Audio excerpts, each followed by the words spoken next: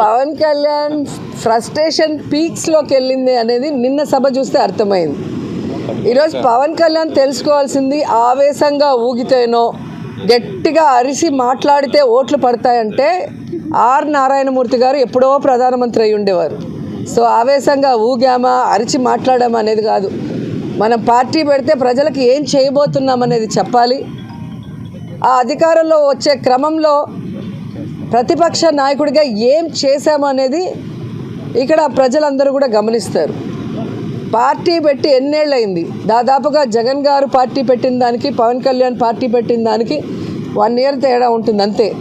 మరి ఈరోజు జగన్మోహన్ రెడ్డి గారు 151 సీట్లతో తిరుగులేని ముఖ్యమంత్రిగా ప్రజల ఆశీస్సులతో ఎలా అయ్యాడు? ఊరికే అయిపోలేదుగా. మరి నువ్వు కనీసం 2 చోట్ల నించుంటే 2 చోట్ల కూడా ఎమ్మెల్యేగా గెలవలేకపోయావు అంటే అర్థం చేసుకోవాలి. ఈరోజు సిగ్గుచేటు ఏంటంటే ఒక పార్టీ ప్రెసిడెంట్గా ఉండి 24 సీట్లకే పరిమితం అయిపోయి మళ్ళీ క్యాడర్ని తిడతాడు. మనకెక్కడుందయ్యా బూత్ కమిటీలు, మనకెక్కడుందయ్యా మండల కమిటీలు? ఎవరండి డిజైన్ చేయాలి? మండల కమిటీలని ఎవరు ఏర్పాటు చేయాలి? బూత్ కమిటీలని ఎవరు ఏర్పాటు చేయాలి? పార్టీ ప్రెసిడెంట్ చేయాలి. నువ్వు పార్టీ ప్రెసిడెంట్ అని పేరుకే తప్ప ఏ రోజైనా పార్టీ నిర్మాణ పనులు చేసావా?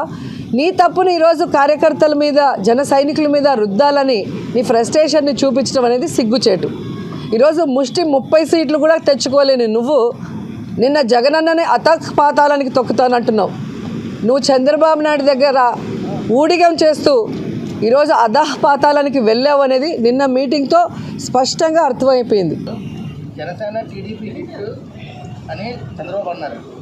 మీకు కొంచెం ప్రాబ్లమా?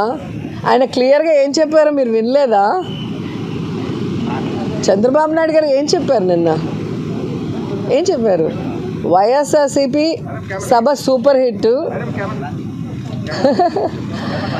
వైఎస్ఆర్సీపీ సభలు super hit, Telugu Desam party Janasena meetings ఫట్ అని ఆయన చెప్పారు సిబిఎన్ గారు.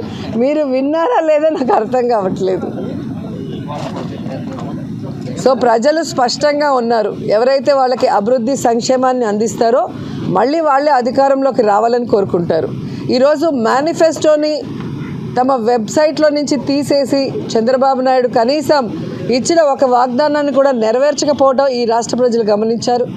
అదే జగన్మోహన్ రెడ్డి గారు అధికారంలోకి వచ్చాక ఇచ్చిన మేనిఫెస్టోని 99% ఇప్పటికే పూర్తి చేసి అందరి చేత ఆశీర్వదింపబడుతున్నారు అనేది జగమెరిగిన సత్యం.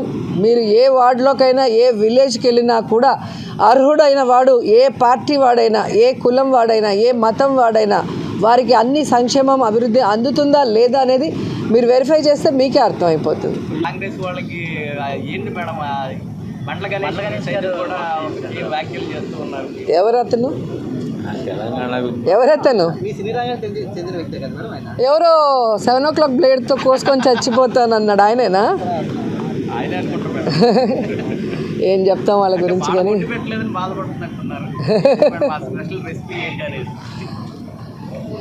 ఈరోజు ఒక మహిళ సక్సెస్ఫుల్గా ఉంటే కష్టపడి పైకి వస్తే స్ట్రాంగ్గా ప్రతిపక్షాలు చేసే తప్పుల్ని ఎత్తి చూపిస్తే ఇలా నీచంగా మాట్లాడటం వల్గర్గా మాట్లాడటం తెలుగుదేశానికి జనసేనకి వెన్నతో పెట్టిన విద్య.